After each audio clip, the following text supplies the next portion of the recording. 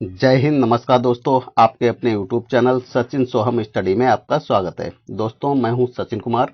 दोस्तों, इस वीडियो में मैथ से संबंधित काफ़ी महत्वपूर्ण क्वेश्चन पूछे जाएंगे जो सभी परीक्षाओं में बार बार पूछे जाते हैं। तो चलिए हम अपना वीडियो शुरू करते हैं।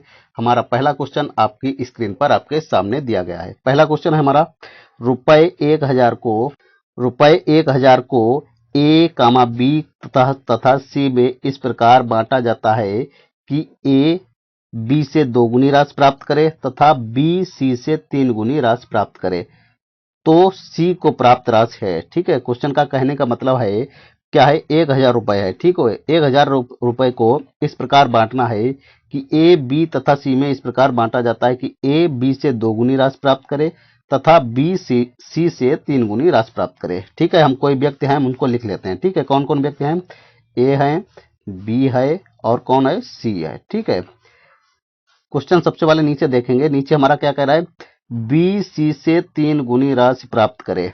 कितना, सी जब 1 रुपए प्राप्त करेगा तो बी कितना प्राप्त करेगा, 3 गुना। ठीक है, यही तो कह रहा है, बी सी से 3 गुना राशि प्राप्त करे। ठीक है, फिर ऊपर वाली लाइन में देखेंगे, ऊपर क्या कह रहा है, ए बी से 2 गुनी राशि प्राप्त करे। बी जब 3 रुपए प्राप्त करता है, ए कितना, 2 गुनी राशि प्राप्त करेगा। 2 गुनी यानी कि 3 दूनी 6, यानी कि ये 6 रुपए प्राप्त करेगा। ठीक है, तो ए हमारा 6 रुपए प्राप्त करेगा, बी हमारा 3 रुपए प्राप्त करेगा और सी हमारा 1 रुपए प्राप्त करेगा। यानी कि ये रेशियो है। ठीक है, सी का रेशियो 1 हो गया, बी का रेशियो 3 हो गया, ए का रेशियो हमारा 6 निकल के आ गया।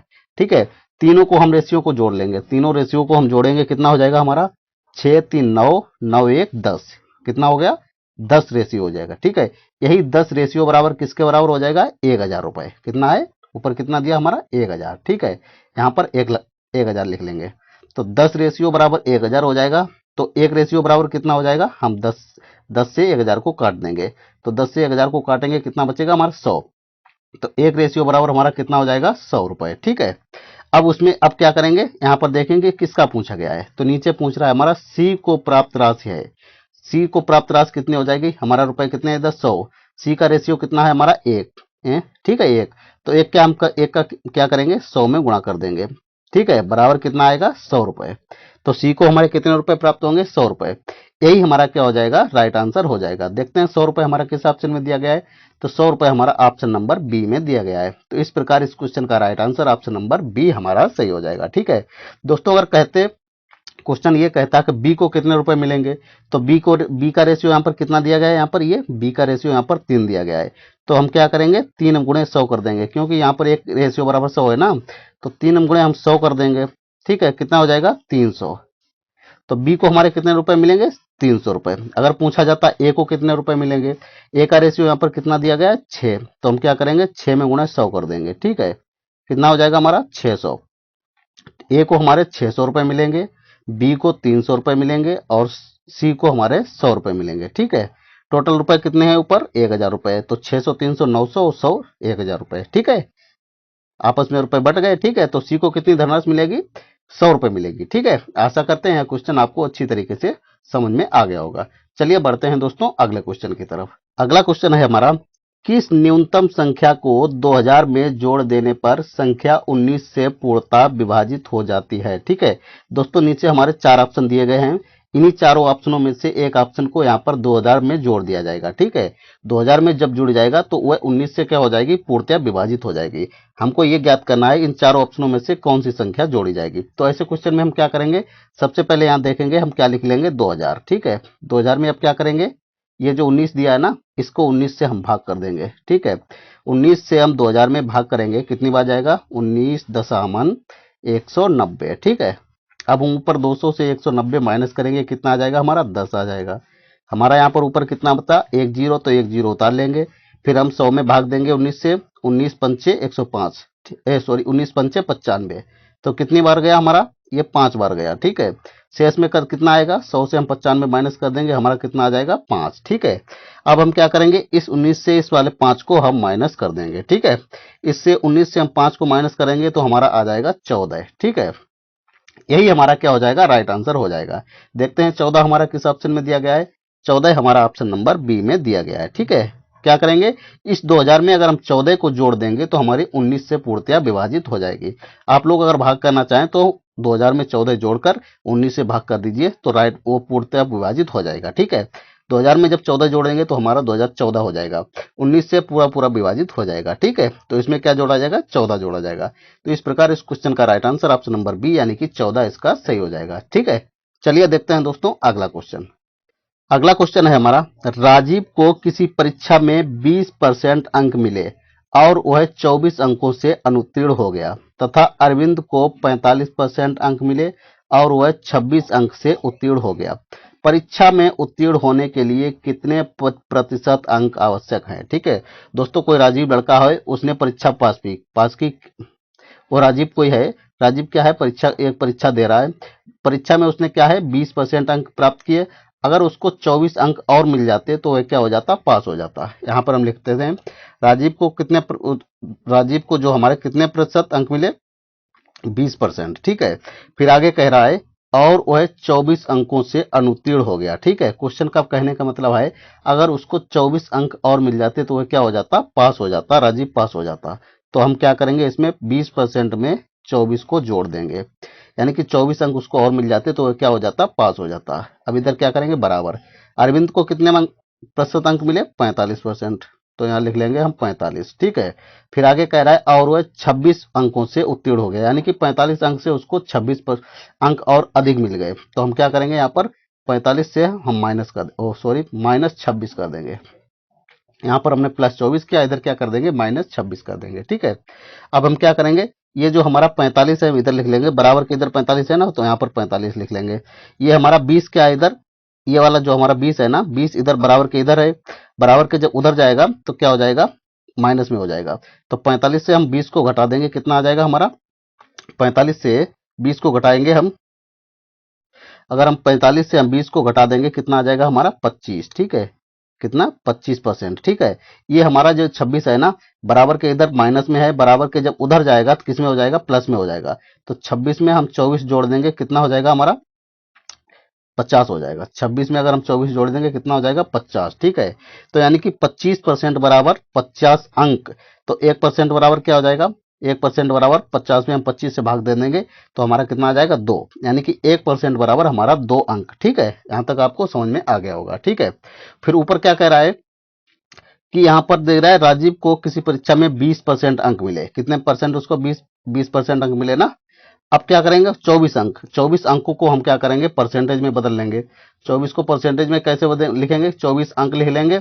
यहाँ पर अंक कितने हैं, यहाँ पर 1% बराबर कितने अंक है, 2। तो हम क्या करेंगे, 2 से यहाँ पर भाग दे देंगे। भाई 1% बराबर 2 अंक है ना, तो 24 अंकों में हम 2 से भाग दे देंगे, 2 एकन 2, 2 एकन 2, 2 दूना 4, यानी कि ये कितना निकल के आया, 12%। ठीक है, तो 20 में हम 12% जोड़ देंगे तो कितना हो जाएगा हमारा, 32%। ठीक है,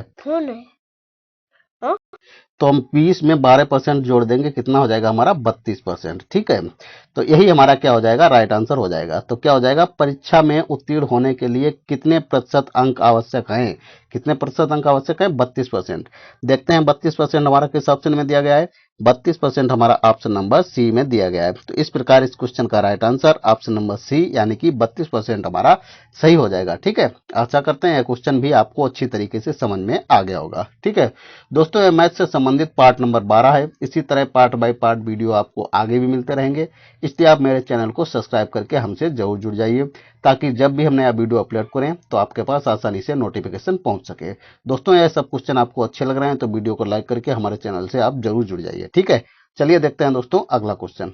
अगला क्वेश्चन है हमारा, यदि 5% की दर से 2 वर्ष के लिए चक्रवृद्धि ब्याज तथा साधारण ब्याज के बीच अंतर 225 रुपए है तो मूलधन ज्ञात कीजिए। ठीक है, इसमें क्या दिया गया है, 5% दर दी गई है 2 वर्ष के लिए और कह रहा है चक्रवृद्धि ब्याज तथा साधारण ब्याज के बीच अंतर, यानी कि डिफरेंट कितना दिया गया, 225, तो मूलधन ज्ञात कीजिए। जब चक्रवृद्धि ब्याज और साधारण ब्याज के बीच जब अंतर पूछे, 2 वर्ष का अंतर पूछे या 3 वर्ष का अंतर पूछे, ठीक है, तो यहां पर हम देखेंगे क्या है, दर हमारी कितने दी गई है, यानी कि आर हमारी कितनी दी गई है, आर हमारी दी गई है यहाँ पर 5%। ठीक है, 5%। ठीक है, इसके बाद में क्या है, डी यानी कि डिफरेंट अंतर, डिफरेंट हमारा कितने दिया है यहाँ पर, 225 रुपए, कितना दिया है, 225। फिर कह रहा है मूलधन ज्ञात कीजिए, पी यानी कि पी क्वेश्चन मार्क, पी बराबर प्रिंसिपल, P बराबर क्वेश्चन मार्क, P हमारा पूछा गया है इसमें, ठीक है। तो इसमें एक दोस्तों जब इसमें 2 वर्ष के लिए पूछा जाता है, 2 वर्ष के लिए पूछा जाता है तो हम क्या करते हैं, कोई भी जब क्वेश्चन में 2 वर्ष से संबंधित आता है, ठीक है, चक्रवृद्धि ब्याज और साधारण ब्याज के बीच अंतर पूछा जाता है और उसमें समय दिया हो 2 वर्ष, तो उसमें एक हम सूत्र लगाते हैं, कौन सा, डी डिफरेंट बराबर, डी बराबर पी आर स्क्वायर, क्या लगाते हैं, पी आर स्क्वायर बटे में कर देते हैं 100 स्क्वायर, ठीक है, 100 स्क्वायर। इस सूत्र को हम लगा देते हैं और इसमें हम संख्या रख के काट लेंगे, हमारा राइट आंसर आ जाएगा, ठीक है। चलिए हम देखते हैं यहाँ पर काटेंगे, डी हमारा कितना है, यानी कि डिफरेंट हमारा कितना है 225, तो यहाँ पर लिख लेंगे हम 225 बराबर, ठीक है, पी हमको ज्ञात करना है, ठीक है, गुणे आर, आर हमारा कितना है यहाँ पर 5, स्क्वायर है ना, तो 25 25 यहाँ पर लिख लेंगे, 25 25 5 का स्क्वायर कितना हो जाएगा 25 बटे में क्या आ जाएगा 10, 100 का स्क्वायर कितना हो जाएगा 10,000, यानी कि 100 गुणे 100 करेंगे तो कितना हो जाएगा हमारा 10,000, ये हम 10,000 ले लिया, ठीक है। अब हम क्या करेंगे, इसको काट लेंगे, 25 एकन 25 और 25 चक्कू 100 कट गया हमारा, ठीक है। ऊपर हमारा 225 है और नीचे हमारा बटे में 400 दिया गया है। जब बटे में ये 400 को हम ऊपर ले जाएंगे तो क्या हो जाएगा, गुणे में हो जाएगा, ठीक है। तो अब क्या करेंगे, इस 225 का हम क्या करेंगे, 225 का हम 400 में गुणा कर देंगे, 225 का हम जब 400 में गुणा करेंगे कितना हो जाएगा हमारा, यहाँ से गुणा करते हैं, डबल जीरो दिया है तो डबल जीरो यहाँ पर रख लेते हैं, और 4 पंचे 20 की जीरो हासिल 2, 4 दूनी 8 और 2 10 की जीरो, और 4 दूनी 8 और 1 9, ठीक है। कितना निकल के आया हमारा 90,000, ठीक है। ये क्या हो जाएगा हमारा मूलधन हो जाएगा, ठीक है, 90,000 रुपया। यहाँ में पूछा गया है तो मूलधन ज्ञात कीजिए, मूलधन हमारा कितना हो जाएगा 90,000 रुपया। 90,000 हमारा देखेंगे किस ऑप्शन में दिया गया है, 90,000 हमारा ऑप्शन नंबर डी में दिया गया है। तो इस प्रकार इस क्वेश्चन का right answer option number D यानी कि 90,000 हमारा सही हो जाएगा, ठीक है। दोस्तों ये ट्रिक किसके लिए, जिसमें 2 वर्ष का चक्रवृद्धि ब्याज पूछा गया हो। 3 वर्ष के लिए जब पूछा जाता है तो उसमें हम दूसरी ट्रिक लगाते हैं, यानी कि दूसरा सूत्र लगाते हैं, ठीक है। डी बराबर पी आर स्क्वायर बटे 100 स्क्वायर, ठीक है। ये किसमें हम सूत्र लगाते हैं, जब 2 वर्ष का अंतर, जब 2 वर्ष के लिए समय दिया हो, ठीक है। आशा करते हैं क्वेश्चन आपको अच्छी तरीके से समझ में आ गया होगा, ठीक है।